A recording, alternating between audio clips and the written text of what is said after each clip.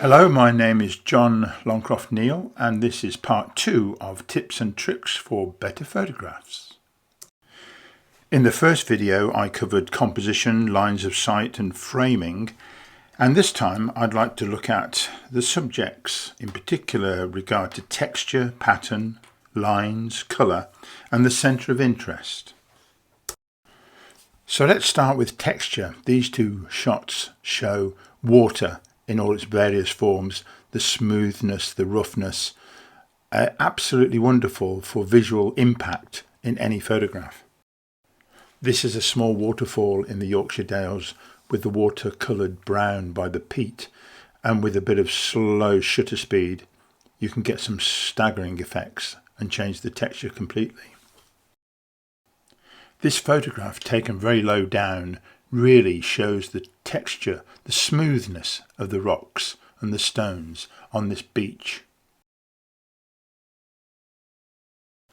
This is a close-up of an old railway sleeper used in a barn, but the texture of the wood, really you can feel the splinteriness of it. These fascinating stone buildings in the English Lake District need no colour, they just rejoice in the texture of the stones. This photo of rusty barbed wire works for two reasons. One is the texture of the rust on the barbed wire and the colours, the orangey brown against the green. Notice how I've put the barbs just over to one side for added interest. Let me show you these 4 pictures. Each of them have particular colours in them, but it's the textures really that make them work. As you can see, I usually like to get in really close to get these pictures. Let's move on to pattern, which is a repeated motif or an idea, which is very powerful image in photography, often associated with different colours. But it can be monochrome as well.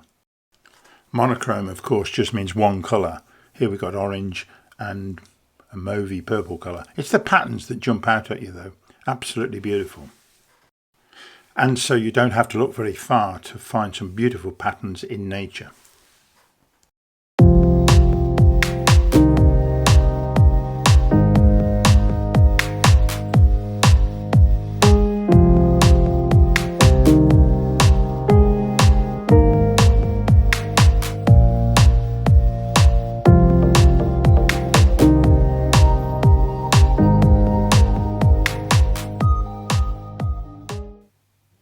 Some lines, of course, could be man-made, like here, or possibly in nature, in this hedgerow. You might say that repeated lines, either from nature or man-made, would form a pattern, and that's quite true. With some of these photos, I've taken the colour out, as with this one, which I think emphasises the lines more so. And finally, here the lines work with the texture of the shiny metal to produce quite a startling image.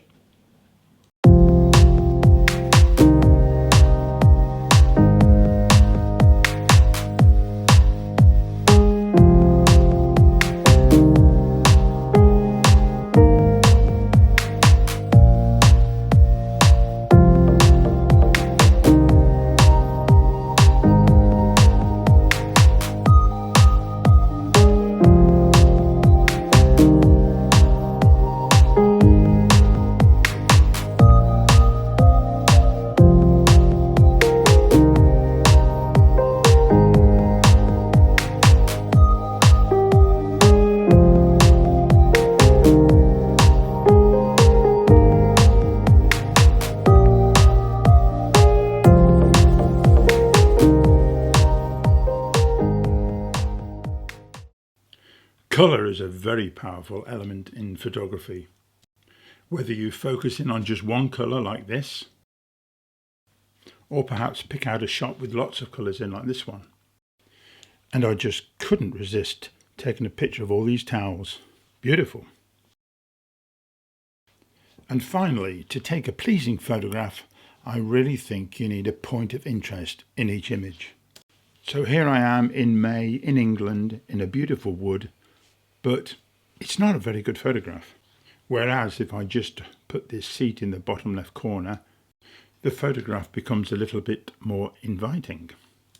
To add to that, if you put a person on the seat, it becomes more human. The theory of colour can be quite involved, but one thing to say is that red tends to come towards you and green tends to go away. So if you can capture a person in red in your picture and there is a road leading up to them, then you've got a good point of interest. So here you've got lines, colour, point of interest. So here we have the framing of the trees, the human interest of people looking over, and the red of the boat. Got everything. Well, thanks for watching, and see if you can spot some of the elements I've spoken about in these photographs. Okay, bye for now.